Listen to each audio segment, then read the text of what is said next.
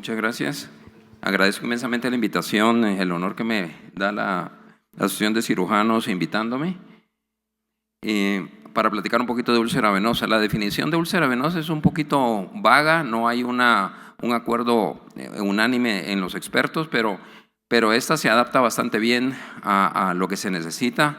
Básicamente es una úlcera, es una lesión de espesor completo en el tercio distal de la pierna que se asocia con todos los cambios típicos de hipertensión venosa y todos sus signos. Cuando hablamos de lesiones en miembro inferior, hay una etiología muy variada. En esta tabla pueden ver que hay más de 60 enfermedades listadas. Sin embargo, la gran mayoría de ellas son sumamente raras. Y cuando estamos hablando de las úlceras venosas, de todas las lesiones del miembro inferior, por lo menos el 70-80% de ellas van a ser de origen venoso. Y con un segundo lugar, un 10-15% las arteriales, y en un tercer lugar, un poquito más distante, las lesiones por neuropatía, lesiones por presión y las lesiones por pioderma gangrenoso. Pero la gran mayoría de lesiones que vamos a ver en miembro inferior son de origen venoso. Y la úlcera venosa, cuando estamos hablando de la úlcera, estamos hablando del espectro más severo de la enfermedad venosa en la clasificación de SEAMP, que va de 1 a 6. Pues las úlceras venosas ocupan el puesto 5 y 6. Las 5 son las lesiones ya cicatrizadas y las 6 son las lesiones activas, las 6R, las recurrentes. La prevalencia de la enfermedad pareciera no tan alta, sin embargo tiene una morbilidad altísima y tiene una implicación, como vamos a ver en un momentito, muy alta para el sistema de salud. Estos son algunos estudios internacionales que hay. Para variar, no tenemos muchos estudios en Latinoamérica, pero unas características típicas de la úlcera venosa es que aumenta con la edad, y con estos cambios que estamos teniendo de más sobrevida en nuestras poblaciones, obviamente vamos a tener cada vez más pacientes. La diferencia es bastante grande entre los grupos jóvenes y los grupos mayores de 70 años. Y yo hice un estimado más o menos en nuestra población en base a los estudios del extranjero, y podríamos decir que aproximadamente hay unas 180,000 personas en nuestro país con úlceras activas en este momento. Una característica típica de las úlceras venosas es que son lentas de sanar. Ocurren dentro de un espectro de piel sumamente enfermo y dentro de unos pacientes que no tienen las características adecuadas precisamente para cicatrizar. Y podemos ver que hasta un 20-30% de las lesiones están todavía abiertas un año después de haber empezado su tratamiento. Otra característica que tienen las lesiones es que tienen la úlcera venosa es que tienen muy alta recurrencia. Esto es multifactorial, lo vamos a analizar en un momentito, pero más o menos en este estudio que ven ahí a la derecha, los datos de un estudio en Inglaterra, a los 5 años el 50% de los pacientes ya habían recurrido, y a los 3 años un 35%. Sin embargo, cuando vemos los datos, por ejemplo, comparado con este estudio que encontré de mexicano, podemos ver que a los 3 años el 78% de los pacientes ya habían tenido recurrencia, comparado con en Inglaterra, que el 35% había tenido recurrencia. O sea que obviamente en nuestra población probablemente se asemeje más a lo mexicano, y hay una tasa altísima de recurrencia de la úlcera venosa. Eso lo podemos ver en esta gráfica, donde podemos ver claramente que el tipo de enfermedad que tiene el paciente tiene que ver con la tasa de recurrencia. La enfermedad superficial tiene una tasa de recurrencia menor. Los pacientes que tienen enfermedad profunda recurren mucho más que los pacientes con enfermedad superficial. Otra característica es que tienen un altísimo impacto en la calidad de vida de los pacientes. Este es un estudio muy interesante, que es el único que encontré donde se compara en Nueva Zelanda, donde se comparan pacientes sanos con pacientes con úlcera venosa en cuanto a su calidad de vida. Este es un estudio que hicieron ellos con casi 13,000 personas, donde se les hace un cuestionario, que es el SF36, que es un cuestionario de calidad de vida. Y miren, estos son los 8 parámetros. Que el cuestionario es autoadministrado, o sea, el paciente lo contesta sin tener que estar en contacto con el médico, lo cual le da mucha más validez a las respuestas. Y pueden ver que la población de 0 a 100 es el puntaje, 100 es el mejor. Y pueden ver la calidad de vida de la población general comparada con los que tienen úlcera, y hay una disminución significativa en la calidad de vida como la percibe el paciente, y este impacto es aún mayor en los pacientes jóvenes. Y hay una interrelación muy clara en los pacientes que tienen úlcera entre sus manifestaciones físicas con su experiencia social y el impacto psicológico. Es una interrelación muy marcada que hay entre estas tres cosas, y los pacientes, al tener mala calidad de vida, les afecta en el aspecto social y psicológico también. Otra característica es que tiene un impacto económico muy alto. Podemos ver los datos ahí para Estados Unidos: casi 5 billones de dólares al año es el gasto del tratamiento de la úlcera venosa. Eso, claro, el sistema de salud americano es extremadamente caro y poco eficiente, pero en todas las demás países de Europa donde la medicina es socializada, podemos ver que implica un gasto altísimo para el sistema de salud. En nuestra población es difícil calcularlo, pero, perdón que pasa muy rápido esto. Yo hice este juego con los números, igual una proyección local. Esto es en la práctica privada, y más o menos un paciente gasta alrededor de 5,000 quetzales en sanar una úlcera promedio. Claro que aquí tiene que ver mucho el tamaño de la úlcera y otros aspectos, pero este es un promedio. Y teniendo en cuenta que por lo menos van a tener una recurrencia al año, estamos hablando de aproximadamente 10,000 quetzales al año el costo para un paciente, y esto equivale más o menos a un 23% de la canasta básica, lo cual es inmenso para la gente en nuestra población, sobre todo teniendo en cuenta que esto le ocurre más a gente de escasos recursos. Lo que habíamos hablado, el impacto socioeconómico, en el impacto en el sistema de salud, y sobre todo lo que es bien importante, que olvidamos con mucha frecuencia, es el costo indirecto muy alto por las pérdidas de productividad en estos pacientes. Ahora, ¿qué es lo que sucede? ¿Por qué se hacen las úlceras? Hay un proceso que va desde la inflamación hasta los cambios tróficos. Vamos a ver un poquito rápidamente esto. Usted es una válvula venosa normal, donde la válvula se cierra al estar la sangre tratando de regresar, y cuando la válvula se empieza a dañar por cambios metabólicos y químicos que ocurren determinados genéticamente, no vamos a entrar en mucho detalle, ese es un tema interesantísimo, pero no está dentro del espectro de esta plática, pero hay un daño a nivel de la pared y de la válvula. Obviamente empieza a ocurrir el reflujo. Ahí se pueden ver unas vistas endoscópicas de una válvula sana con una válvula enferma. Y esta hipertensión se transmite desde los sitios tronculares hasta las venas subcutáneas y hasta las venas de la dermis de la piel. Y esa hipertensión venosa por el reflujo. Y eso se manifiesta, perdón, está muy sensible el puntero.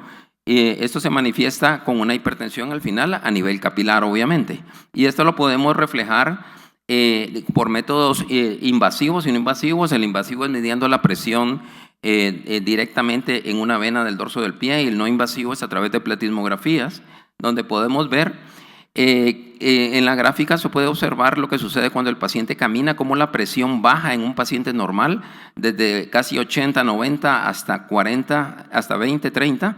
Y en los pacientes que tienen enfermedad venosa ese descenso es mucho menor, inclusive los que tienen obstrucción aún menor. Y este es otro reflejo que pueden ver, que en los pacientes con obstrucción venosa ahí arriba, inclusive al caminar la presión no solo no disminuye, sino que puede aumentar, que eso es lo típico en la claudicación venosa. Y esa hipertensión venosa se manifiesta, como dijimos, con una hipertensión capilar y con un fenómeno que se conoce como el atrapamiento de leucocitos. ¿Podríamos poner el video? Este es solo un video, un corto video para reflejar qué es lo que sucede, cómo se atrapan los leucocitos en el endotelio. La hipertensión venosa empieza a provocar que se enlentezca un poquito el flujo del leucocito. Por lo tanto, el leucocito está en mayor contacto con el endotelio, y a través de las selectinas, que son receptores del endotelio, el leucocito se atrapa, se detiene, y después al momento que se detiene empieza a desencadenar una cascada de reacciones químicas que facilitan que el leucocito pueda migrar entre las uniones endoteliales hacia el tejido celular subcutáneo, producto de ese atrapamiento que empezó con la hipertensión venosa. Entonces, el leucocito se adhiere, migra fuera del endotelio y empieza un fenómeno de activación leucocitaria extracelular, extravascular. Y hay toda una gama de procesos químicos que ocurren, como les digo, que es sumamente interesantes, pero se salen del espectro de la plática. Pero lo que sucede al final es que esa activación del leucocito fuera del vaso sanguíneo produce un proceso inflamatorio severo, y eso es lo que vemos reflejado clínicamente. Y hay algo muy interesante que se está estudiando cada vez más, que es la acumulación de hierro en el espacio subcutáneo, que primero causa liberación de hemosiderina, que es lo que da la pigmentación que vemos en la piel de estos pacientes, y segundo, mantiene la inflamación, no solo la inicia, sino que lo mantiene. Y se cree que esta es la razón por lo que hay algunos pacientes, el mal metabolismo del hierro, se cree que es la razón por la cual hay pacientes con enfermedad venosa que hacen úlcera y pacientes que no, ¿verdad? Porque no todos hacen. Y lo que estamos viendo al final es un fenómeno inflamatorio interno, o sea, la úlcera se abre por esa inflamación tan severa que ocurre en el tejido celular subcutáneo. Entonces, como habíamos dicho, de una inflamación en la pared y en la válvula, el daño valvular, la hipertensión venocapilar, más inflamación y los cambios tróficos. Y esto se manifiesta en los hallazgos clínicos que tenemos, ¿verdad? El paciente se queja de un dolor típico venoso, que es un dolor sordo, no tan intenso en la pantorrilla, la pesadez, el edema vespertino, la pigmentación, la urticaria por activación de mastocitos, y el fenómeno que se conoce como lipodermatosclerosis, como vamos a ver aquí. La localización es sumamente importante cuando estamos haciendo el diagnóstico. Para los estudiantes y los residentes tienen que tener esto bien claro, porque es lo que se conoce como el área de la polaina. La polaina es esta prenda de vestir que ocupa solo el tercio distal de la pierna, y las úlceras venosas siempre van a estar en el tercio distal de la pierna. Pueden estar en el pie o en el maleolo también, o inframaleolares, pero nunca las vamos a ver en el tercio proximal de la pierna, mucho menos en el muslo. Si vemos una lesión en esa área, tenemos que inmediatamente pensar en otra posibilidad, ¿verdad? Como este es un ejemplo de una inframaleolar, aquel es un ejemplo en la cara externa, el 75% ocurren en la cara interna, pero hay un porcentaje que ocurre en otras áreas, pero siempre en el tercio distal. Y pueden ver los cambios asociados de pigmentación y endurecimiento de la piel, que es lo que se conoce como lipodermatoesclerosis. Entonces la localización sumamente importante en el diagnóstico, ¿verdad? Las arteriales son distales en el pie, las de presión son en las áreas de prominencia ósea, las típicas diabéticas, como vamos a ver un momentito en la planta del pie. Y lo que habíamos hablado de las características clínicas, pigmentación, su localización típica, la típica le llaman botella de champán invertida por cómo la lipodermatosclerosis estrecha totalmente los tejidos en el tercio distal, y casi siempre asociado con enfermedad de varices, por supuesto, ¿verdad? Entonces, es importante que el diagnóstico es clínico, o sea, vemos un paciente con úlcera y clínicamente podemos decir que esa úlcera es venosa. El dúplex nos va a servir para afinar el diagnóstico, sobre todo si estamos pensando en determinar el pronóstico a largo plazo y si vamos a hacer alguna intervención posteriormente con el paciente. Pero el diagnóstico de una úlcera venosa es viendo al paciente clínico. Y ahí es importante que ahora en la actualidad se definen dos tipos de úlceras, la simple y la compleja. Las simples son úlceras más pequeñas, más o menos 10 por 10 centímetros, y que tienen menos de 6 meses, y las complejas son las que tienen de gran tamaño, más tiempo de estar presentes, que no cicatrizan muy bien y que están asociadas con infección. Esto es importante para más adelante. Y la Asociación Mundial de Heridas hizo este esquema de tratamiento que me pareció muy práctico traerlo, donde está dividido en el ABC. El A es la evaluación del paciente por sus siglas en inglés, el B es el hecho de la herida y el C es la compresión. Y esta es la base para el manejo, como vamos a ver rápidamente.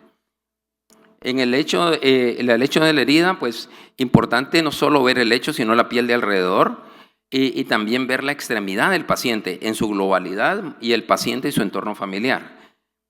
Entonces, en el hecho de la herida, pues importante determinar y describir necrosis, escaras, si hay infección o no. De nuevo, la localización, el tamaño obviamente, y el tipo de exudado y la cantidad del exudado. Y hay un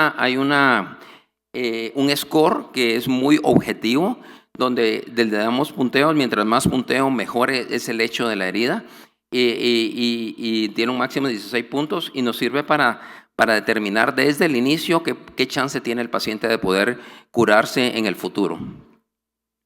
En cuanto a la extremidad, es importante ver si hay fibrosis, si hay anquilosis en el tobillo, porque eso afecta directamente la bomba, si hay pulsos presentes, para estar seguro que no estamos con una úlcera mixta venosa arterial. Si no tocamos pulsos, entonces mandar al paciente a hacerle un índice arterial, que es un índice brazo-tobillo, porque si hay pulsos presentes, si tienen los dos pulsos presentes, no hay necesidad de mandarle a hacerle Doppler al paciente. Ese paciente no va a tener enfermedad arterial. Y la presencia de edema es importante también para determinar cómo vamos a manejar al paciente inicialmente. El paciente, es importante la historia del paciente. Mientras más edad, más difícil manejarlo. Si son diabéticos, obviamente. Los pacientes de insuficiencia cardíaca tienen asociado mucho más edema. Los fumadores, pacientes postrombóticos, los obesos son muy difíciles de manejar porque hacen mucho más hipertensión y obviamente el tipo de trabajo del paciente. Estos son los factores de riesgo para que el paciente desarrolle la úlcera. Con estos mismos factores de riesgo sabemos si va a costar mucho que cierre y el índice de recurrencia está asociado con todos estos factores también. Y lo que siempre olvidamos, el entorno familiar y social del paciente. Estos pacientes son de escasos recursos, es gente mayor, necesita que alguien los lleve a la clínica, no se pueden curar solos, no se pueden vendar solos. Entonces ese entorno hay que entenderlo uno como médico tratante, no solo de hacer recetas y dar órdenes, sino saber cuál es el entorno del paciente en particular. Entonces, y después de conocer toda esa evaluación del paciente, manejar estos dos aspectos que son básicos. El primero es el cuidado de la herida. ¿Cómo cuidar la herida? Está demostrado que con agua y solución salina es suficiente para limpiarla. Hay un montón de soluciones comerciales, pero no necesitamos de ellas si el paciente no las puede pagar. Mucho cuidado, cuidar mucho la piel de alrededor, porque de esa área es donde va a venir el epitelio que va a sanar. El desbridamiento en estas úlceras casi siempre solo se necesita al inicio, a diferencia de otro tipo de úlceras. Esa típica historia que cuentan los pacientes y cada vez que van a un lugar de curación en los hospitales nacionales, la enfermera les agarra con un bisturí y les desbrida cada vez que llegan, no tiene sentido. Estas úlceras generalmente con un solo desbridamiento al inicio, si acaso la necesitan, es más que suficiente. Tratar de determinar si hay infección o no, vamos a ver eso en un momentito. No es tan fácil en estas úlceras porque siempre están colonizadas. Y el control del dolor, obviamente, que es muy importante. En cuanto a qué usar en la úlcera, ya sabemos que existe un gran mercado de apósitos de membranas, cada vez más creciente, cada vez con más cantidad de tipos de membranas que hacen muy confuso aún a los médicos especialistas saber cuál es la úlcera, la membrana adecuada y si realmente la necesitamos. Y hay un montón de indicaciones del tipo de membrana de acuerdo a las características de la úlcera. Pero la Asociación de Expertos recomienda estas 8, es digamos de la membrana ideal, pero yo marqué con rojo ahí las 3 que me parecen más importantes. La membrana ideal debe mantener un ambiente húmedo, parcialmente húmedo, debe ser una membrana que no se adhiera y tiene que ser costo efectivo. En nuestra población tan pobre, usar membranas implica aumentar el gasto de una manera considerable al paciente. Y es importante mencionar que de acuerdo a una revisión de Cochrane, en un metaanálisis que hicieron, en la actualidad no hay una evidencia contundente que hay alguna membrana en particular sea mejor que el tratamiento convencional para curar las úlceras. Los estudios son muy pequeños de la mayoría de úlceras y no son randomizadas ni controlados. Entonces, algunas recomendaciones en base a mi experiencia. La cantidad de exudado no se controla con la membrana, la cantidad de exudado la controlamos con la compresión. Entonces, eso es una cosa a mantener en cuenta. Empezar siempre de poco a poco. Las membranas, los fabricantes recomiendan usarlas de 5 a 7 días. De inicio no hay que hacerlo. Hay pacientes que no reaccionan bien y empeoran con la primera colocación de membrana. Entonces, siempre empezar cambiándolas diario al inicio, si las vamos a usar, luego cada 2 días, luego cada 3 días, cuando vemos que el paciente está tolerando bien la membrana. Y no todos los pacientes necesitan membrana, eso es lo más importante. En mi criterio, un porcentaje pequeño realmente la necesita. Agentes tópicos hay un montón. Ningún estudio los respalda. En el mercado hay muchos, pero tal vez si hay un punto muy importante es la idiosincrasia en nuestra población. El doctor me vio la úlcera y no me recetó nada. Dice que solo me ponga agüita y que o sea, a veces hay que manejar esa idiosincrasia con el paciente, y si usamos cremas que tengan antibiótico, hay que cambiarlas con frecuencia porque la colonización va haciendo que se vuelva resistente a cierto tipo de antibiótico, y nunca usar esteroides tópicos. Eso es típico. Hay el famoso Neowol que existe en el mercado, trae colesterol, sí, es un esteroide que altera totalmente el proceso de cicatrización. No entiendo cómo esa crema está en el mercado. Y no deben usarse o antibióticos combinados con alguna otra sustancia, como la que tiene, por ejemplo, ahí disculpen el anuncio, el Iruxol, que es un agente que desbrida, o la chentacerina, que es un agente que mejora la circulación local. Y por último, la compresión. En la compresión, que es lo más importante, hay múltiples estudios que han demostrado la utilidad de la compresión fisiológicamente para todos los beneficios que tiene en la fisiología venosa. Y hay que recordarse que hay dos fases en la curación de la úlcera. Primero, curarla, y segundo, que no recurra. Entonces, las medias elásticas no son buenas para la curación. Las medias elásticas sirven para la prevención de la recurrencia, pero al principio hay que usar compresión. Y hay dos tipos de compresión: de baja elasticidad o de alta rigidez, que se llaman, o de baja rigidez, ¿verdad? Siempre las de alta rigidez, como ven allá, que son las inelásticas, siempre van a mejorar la presión de una mejor manera. Tienen una alta presión de trabajo, baja presión de reposo. Pero, sí, aquí está de nuevo lo mismo.